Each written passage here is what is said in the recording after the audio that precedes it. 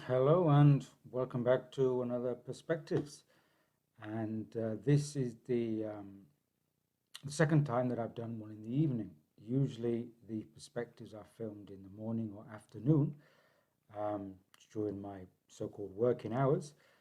But this is a Saturday, and I was busy during the day, so I thought I would do one in the evening. The only one in the evening since the Christmas end of year video. And again, I'm using the colorful background. And what I was thinking about was that the other day I did one of those quartet talks that I regularly do.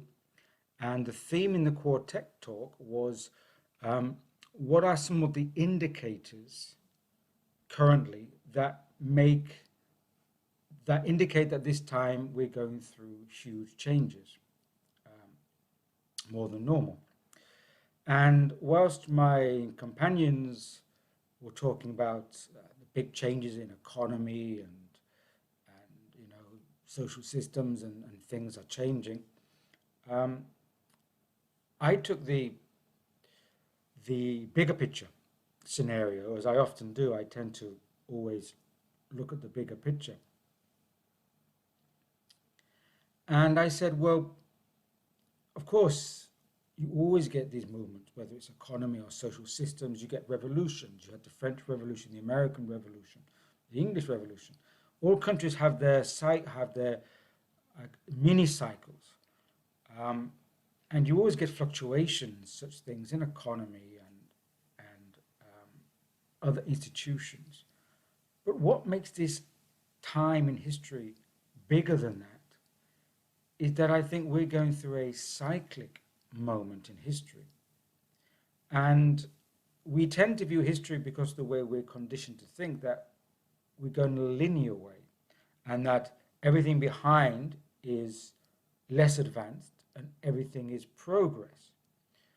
And therefore, we are at the pinnacle of human progress. That's the linear thinking of history. And when we look at the orthodox view of history, they say that basically there was no real um, civilizations or communities of any note until after the last ice age. And after the last ice age, around 12,000 years ago, we had the hunter gatherers that then became agrarian and pastoral, and then this developed into communities and into therefore mini states, and then civilization grew. And I find that quite myopic or short-sighted because it doesn't take into the view the cyclic nature. Now, everything moves in cycles in the cosmos. We know that because we have astrology of the zodiac, and everything goes around the cycles um, in vast years. And we also know from other archaeologists, sometimes called alternative archaeologists, that there were civilizations before the Ice Age and great civilizations. We know that Göbekli Tepe in Turkey has a history which defies the orthodox calendar. And so there was these civilizations that, because of the Ice Age and because of a catastrophe that happened, they were deluged, they were in ruins, and then civilization rebooted after the last Ice Age. And we've had now 12,000 years since that. And what I said in the quartet is that if we look at the markers, that this time is significant in cosmic terms because it's been around 12,000 years since the last major catastrophe and since the dawn of recorded um, human history in this epoch. Also, we know that our solar system is moving through the galactic sheet, which is affecting cosmic weather, cosmic radiation, and therefore what we would call cosmic climate on other planets and in our solar system. So, when we come down to the micro details, such as human systems breaking down, we have erratic climate, which has different causes for that. It has solar causes, it has water causes. It's not just the mainstream narrative, what they say about that. And of course, other elements such as civil unrest and financial systems, there's a lot of artificial manipulation at play. But really, if you want to look at human history, you have to look at the bigger picture. So upon saying that, I was reminded of something I wrote before. I sometimes get reminded of what I've written. And this was a book called New Revolutions for a Small Planet, which was published in 2012, almost 11 years now. It was written about 2010, early 2011. And the publisher basically ignored it at the time. The book died a death because the publisher ignored it, and I think they changed owners, so the book just slipped through the cracks, as happens often with my work. But I talked about, in this book, I talked about these huge cycles, and I was just reminded about the 12,000 year cycle because there's something talked about it in here. In this book, I made reference to a small book called The Holy Science. This book. The Holy Science was written by Swami Sri Yuga. And Sri Yuga was the teacher of Yogananda, who many people are familiar with Yogananda, with the Self-Realization Fellowship and his book, Autobiography of a Yogi. This book is not very well known. It's a very slim volume. And principally, this book was written to discuss the correlations between Eastern and Western religious philosophy, between the Hindu philosophy and the Christian philosophy, and to look at the correlations. And as a text, it's fine in that context. But that's not what concerned me. What concerns me actually is the introduction. If anyone is familiar with this book, and you can find online versions, there's an introduction of less than 20 pages. But that introduction is a gold mine. What this guy says in the introduction, for me, was worth more than in the main body of the text of the book. Because what he says, first off, he says that according to his understanding and the understanding from his spiritual lineage, is that our solar system revolves around is a binary star solar system, which means that our sun, as we designate it, is not the only star for our solar system.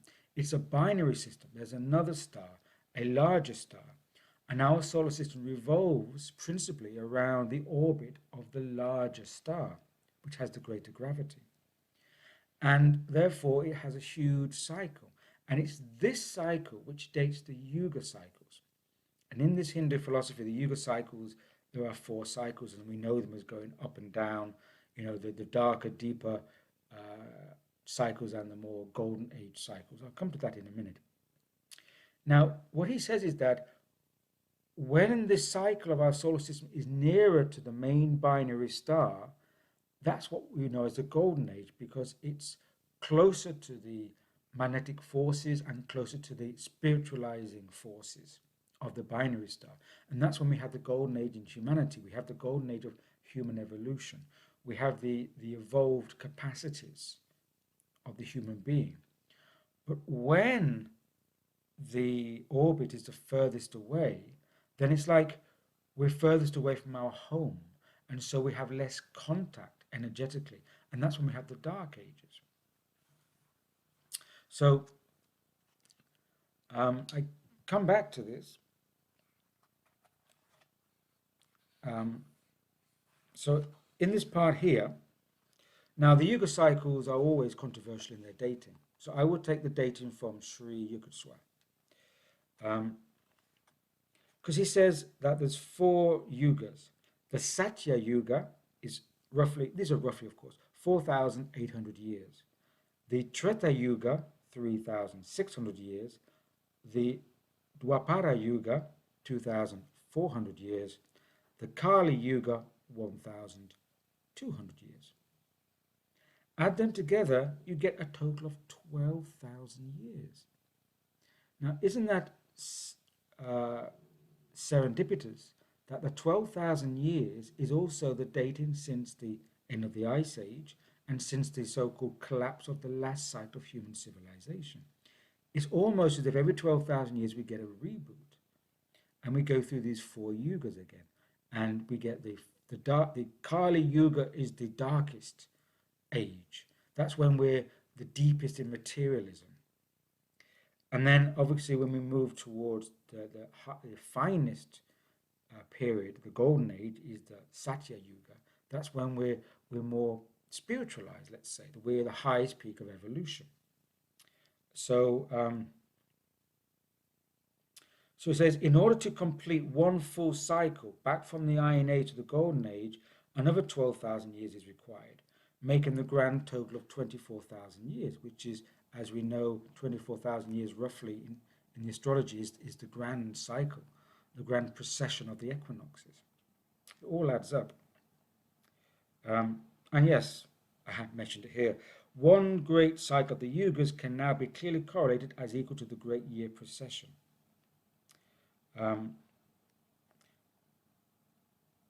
He says, of course, the year of the precession of the equinox is usually dated 26,000 years. Yet ancient astronomers had calculated the rate of the Earth's precession slightly differently, to 50 yearly. Modern science now puts the present rate of precession at 50.1 yearly. So that way, the modern dating makes it 25,920 years. So basically, the Yuga cycles are 26,000 years, the great year of the precession. And also, there's a lot here that Sri Yuga says about there was generally in Indian culture a misdating of the Yuga cycles. He says, Maharaja Yudhishthira, excuse my pronunciation, noticing the appearance of the dark Kali Yuga, made over his throne to his grandson, and together with all his wise men, retired to the Himalaya mountains. Thus, there was none in the royal court who could understand the principle of correctly accounting the ages of the several yugas. So what Yuga says is that because the present Maharaja knew that the Dark Age was coming, he took all his wise men and he retreated to the Himalayan mountains. And his grandson, who was left behind, had no wise court, no capacity to continue the correct dating of the yugas, and therefore there's a slight break before the yugas were then kind of calculated. So what Sri Yuga says is that in fact we're already now coming out, we've already just come out of the Kali Yuga. We're not in the Dark Ages anymore. We're starting to reboot into coming out of the deepest elements of materialism. And that's one of the things I said in the talk, in my contribution to the quartet. I said that one of the markers that we are going through a grand cycle is that we've come to a peak of materialism. And for human evolution to go forward, we have to go more towards developing, evolving the non-material parts of us, the metaphysical, the transcendental, what we may call the spiritualization of humanity. Because the danger is that if we go down a deepening materialism path, then that is de-evolutionary. And it just so happens, of course, that we know that the transhumanist path, as I talked about in the last perspectives, the disembodiment, that the materialistic path for transhumanism is what I call the material fallacy. And I've talked about this in terms of the metaverse. It doesn't seem that it's material because it's less material, because we have digital, we have a digitization, we have the metaverse, we have the immersion in all our technologies. And we seem disembodied. So it doesn't seem material because we're more disembodied. But it is materialism. It's materialism because it's the materialistic philosophy that we can only develop with technology. We can only evolve by uploading our consciousness to machines. That's a purely materialistic path. It's scientific materialism. But it doesn't appear so because it's less solid. And that's material fallacy, that's material trap. And I think that's a de-evolutionary path. And interestingly also that Shukaswa says that um, when we start to move towards the binary star, start to move up the yugas, then we start to move away from materiality. He says, according to Yukaswa, I'm reading here in my book, each ascending age enhances humanity's mental faculties and clarity of understanding, which includes knowledge of the finer forces at work in the cosmos. This begins with a rudimentary understanding of electrical forces. Yukaswa writes in his introduction to the book, which was written a century ago. Remember that, it was written about 100 years ago. Yukaswa writes, around AD 1600 AD, William Gilbert discovered magnetic forces and observed the presence of electricity in all material substances. In 1609, Kepler discovered important laws of astronomy. Galileo produced a telescope. In 1621, Drebbel of Holland invented the microscope. Around 1670, Newton discovered the law of gravitation. In 1700, Thomas Savery made use of a steam engine in raising water. 20 years later, Stephen Gray discovered the action of electricity on the human body. And it goes on. So what he's saying there, of course, is that although it seems that we're in a deep materialism, we're starting to break through with our understanding of finer forces. First steam, then electricity. And now, of course, we're going into a world with much finer forces, less solid forces. And interestingly also, as I mentioned later in the book, that the British historian Arnold Toynbee, a very famous historian, he said that the growth of a civilization can be measured by its ability to transfer increasing amounts of energy and attention towards non-material growth, such as culture, education, artistic pursuits, well-being, etc. Toynbee also coined the term etherealization to describe the historical process whereby a society learns to accomplish the same or more using less time and energy. So Toynbee looked at civilizational processes and he realized that when a civilization is in decline, it's when it becomes more material and less efficient. But when it starts to use finer energies or puts its time and attention into non-material things, that shows the advancement of civilization. Similarly, the visionary architect Buckminster Fuller, he mentioned a similar notion. He called it ephemeralization. He said that there's a trend that moves ever closer towards the ethereal ephemeral. And we see that in our technologies as well. So this etherealization that Toynbee said and the ephemeralization that Buckminster Fuller said are very similar. And according to Sri Yukaswa in his Holy Science, this shows that we are moving through the Yuga cycle, away from the deeper materialism, out of the Kali Yuga, into a new cycle. So when you move from the new cycle, all the old materialism is like sediment at the bottom of a dirty glass, and when you shake the glass, the dirty sediment drops to the bottom. And that's the deep, dark aspects of materialism.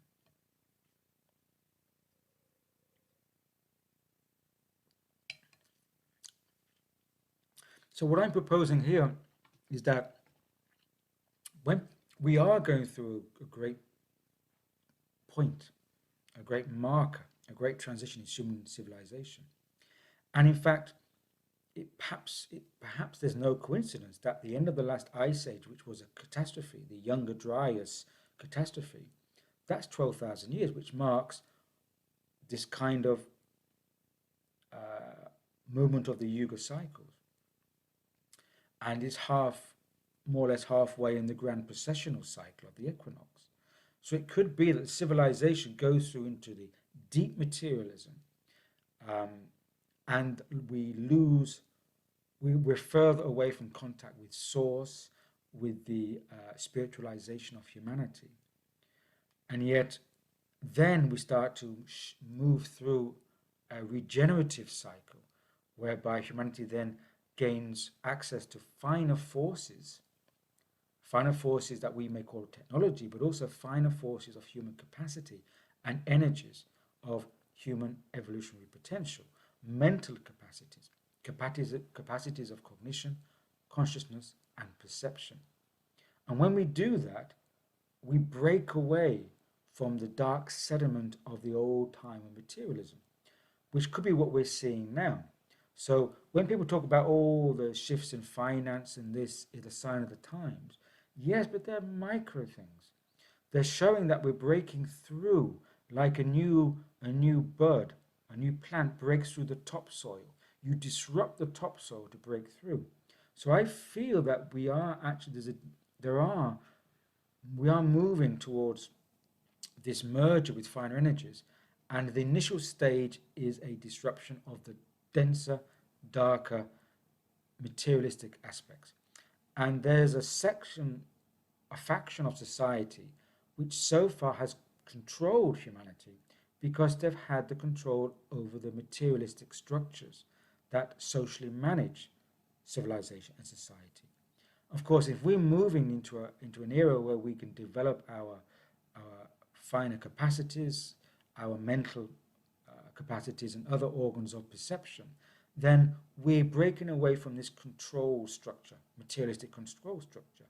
So naturally, those factions wish to maintain their control structure.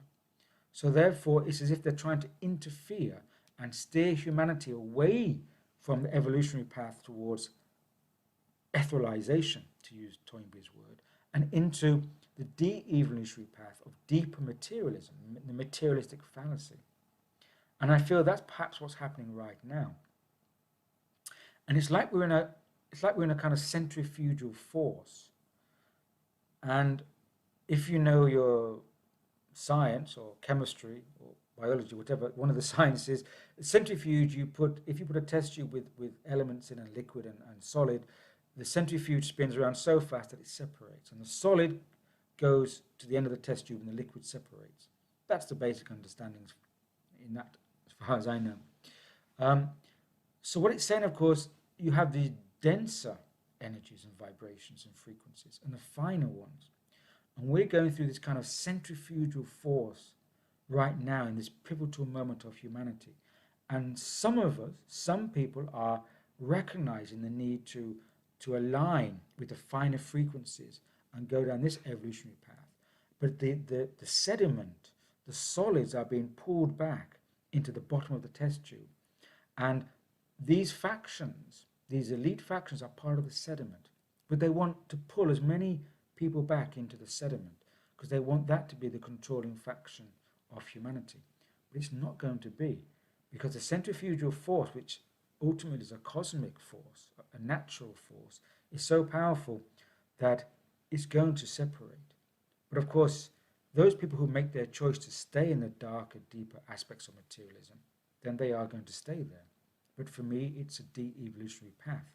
And that's why transhumanism, for me, is dangerous, because once you start to fix yourself to that path and align yourself with these so-called AI technologies, and you want your consciousness to be attached to machines, then you move away from the organic, life-enhancing evolutionary path, and you go down a cul-de-sac, a dead end evolutionary stream, a de-evolutionary stream.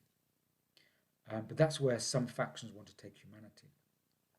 So therefore, the end of that is that these new revolutions for a small planet that I talk about is that we're now at the point where we make our choice. Each individual makes a choice of what path to align with.